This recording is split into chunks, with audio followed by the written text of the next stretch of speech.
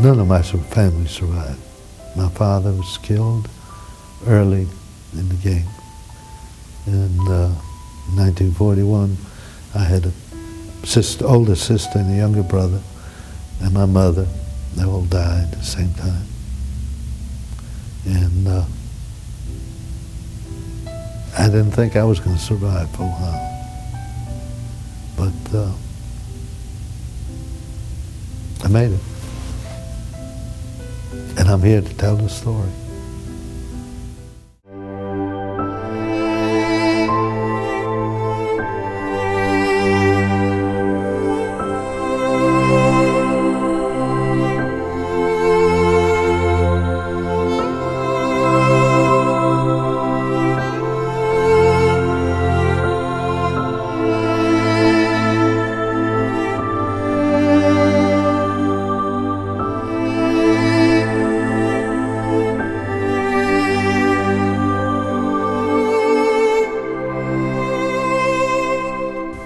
Hardly anybody survived.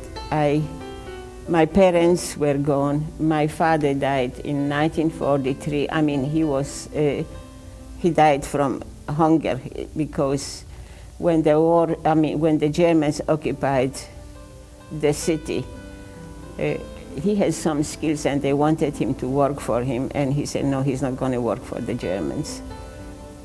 And he just died from hunger, whatever. My younger brother, Michael, he died he was 16 years old, and he died from typhoid. My mother was taken to Auschwitz. And older brother and his family went to Treblinka, and my younger sister went to, that's the waiting. I had 17 cousins, and one survived and went to Israel.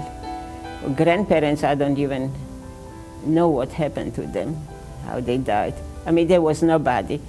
Uncles, aunts, nobody, really nobody.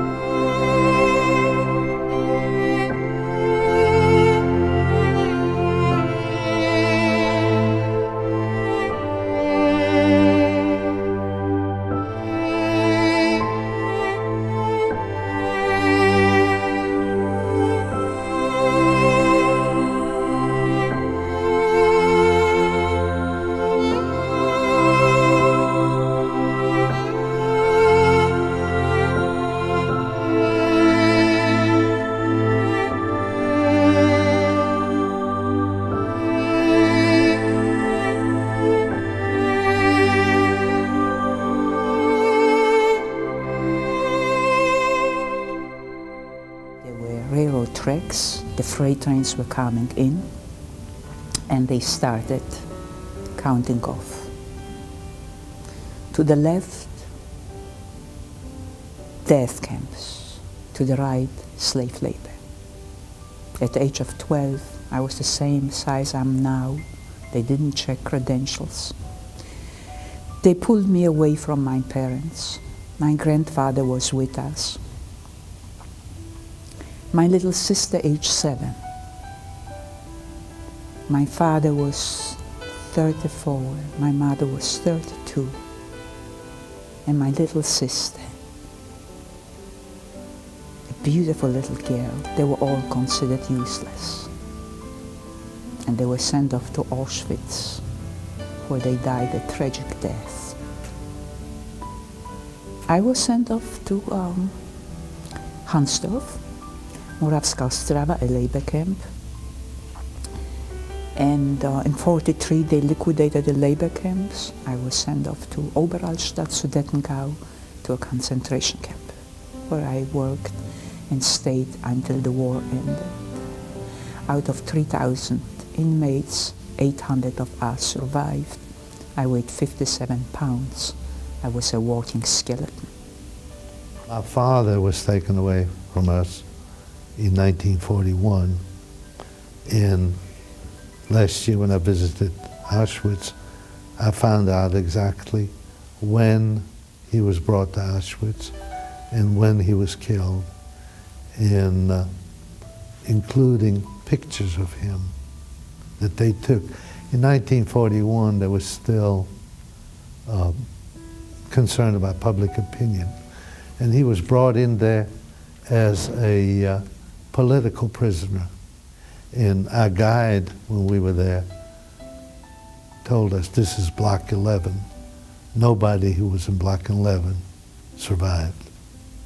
And he was in Block 11, I found out. But he wasn't there but 10 days, so that's one consolation. I was in a group of about 500 women, the women that came from the Radom ghetto and then Hindenburg. And most of us survived for some reason. Just at the end of the war, about a month before the liberation, I got finally the typhoid fever. Everybody got typhoid fever. And I got at the end, and I didn't die of it. But most of us, of the young women that were with me, they survived the war there. I feel I am the voice of the 6 million that never had a chance to speak and be heard. I feel that I was spared because I had that spiritual feeling that was instilled in me, that love for humanity. And I remember the words of my grandfather, love thy neighbor, and I am my brother's keeper, and my father, the intellectual, the dreamer, who spoke to me of a world where there'll be no boundaries, one language will be spoken, the language of love and brotherhood. And so you see, Hitler did not succeed.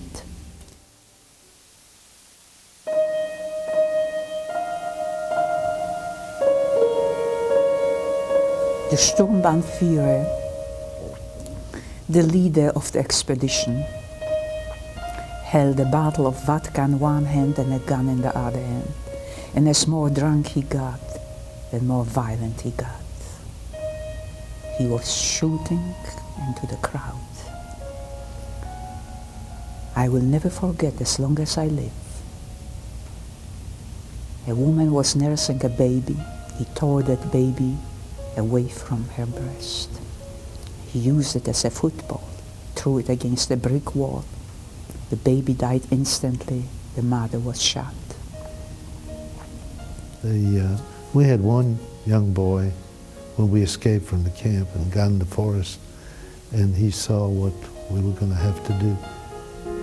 And he went and gave himself up, and he was commended by the German police commander. He was a professional policeman. I mean, he was not a Gestapo or SS, but he was a bureaucrat, you know, and he said, now there's a decent man. He knows he has no right to live, and so he gave himself up, and he took him outside and took out a pistol and shot him. And there was a couple of Germans with a little girl. She was maybe 3 or 4 years old. They probably lived there around there. He was working for the camp, I suppose. And then we heard screams. A baby was screaming. And there was another German that came. He was carrying the little baby by the 2 hands over his head, and he approached that family of Germans there that were playing, and he threw the baby in the air and shot him. And the little girl was clapping her hands, and she says, once more, once more. She wanted to see it once more. Of course, the little baby was a Jewish baby. And this thing comes back to me very often when I don't sleep at night. I think about that baby. There were many more Jewish babies like that.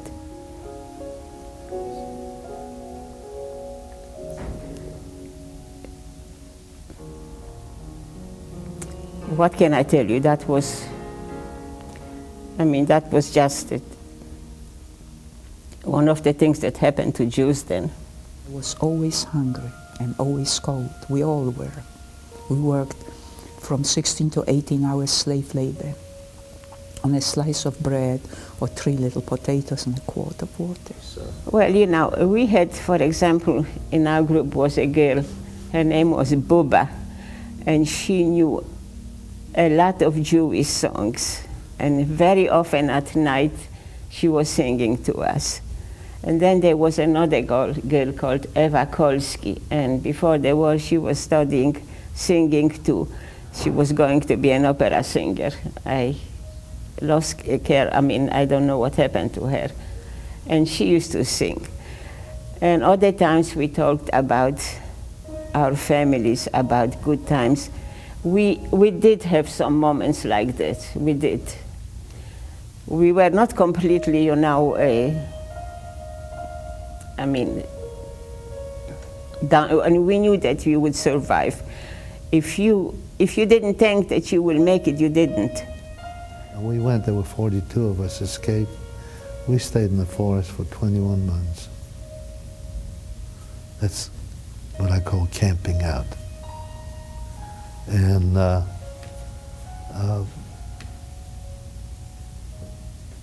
when we were liberated, there were 8 survivors.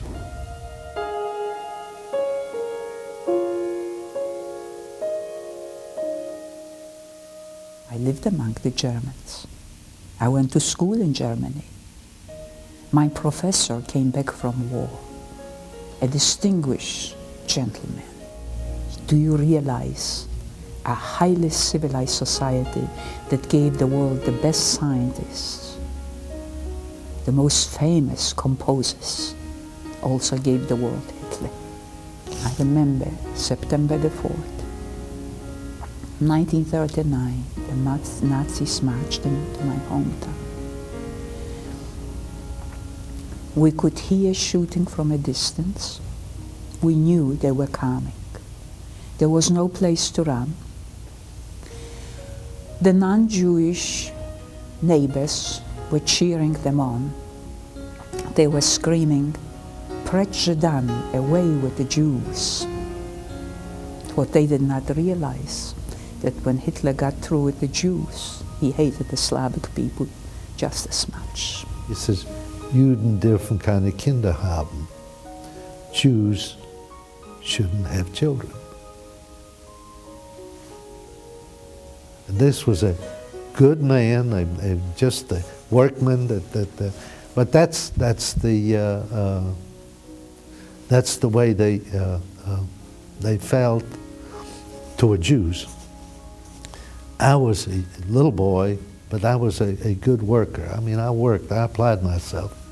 And our Schachtmeister, our supervisor, superintendent, saw me with the shovel loading sand on the lorry, on the cart. And he looked at me and he paid me a compliment. Sort of backhanded. He said, "Schade, dass du Jude bist. What a shame that you're a Jew." Because I was a good worker, and you know. So, and you ask, was the propaganda work?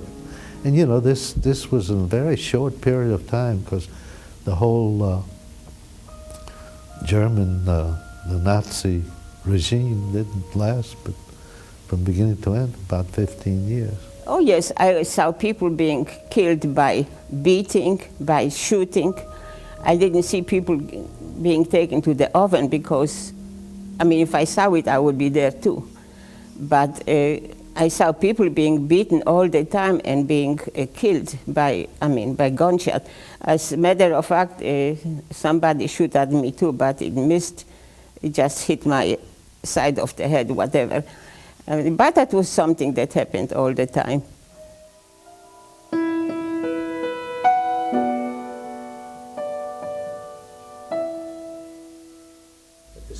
Well, the reason we shouldn't forget, we should remember, is this was an organized system of government sponsorship. I mean, they didn't do it just haphazardly. They passed laws saying, and it was under the mantle of legal, I obey orders. I mean, these are the orders, and so there's that's what's so dangerous. That's why we need to fear anybody who becomes so self-righteous and says, I am the master, I am the Aryan race, I have a right, but you're black, or you're Jewish, or you're a gypsy. You have no right to live. You have to subjugate yourself. I remember when things started in Cambodia, it was just, I mean, a horrible thing for me to know. And then later you get used to it. It happens in Yugoslavia, in Africa, and everywhere. And people never learn. And we were hoping that it was not the first thing. It was, before that, it was the thing in Armenia with the Turks also. And then it was our story. But it happens all the time. 6 million Jews and 5 million Gentiles, those who had the courage of conviction to stand with us, died in the camps, a tragic death. And you see, when college students ask me, oh, but it couldn't happen here. It could happen any place, any time, if we don't guard the future. The world is a dynamite cake. You turn on CNN, world news, people are killing people. It seems like on every continent. Look what's going on in Bosnia-Herzegovina. I mean, I traveled Yugoslavia, but I feel that there are a lot of people that have very strong convictions who are not standing up to be counted because they are scared. Do you realize that to stand up during the Nazi regime, it was as good as saying, shoot me. The Germans were silent. They knew what was going on, you see, and they were silent. And now they have to live with all that shame. And this must be a horrible feeling for the younger generation that's not guilty of the crimes their fathers committed.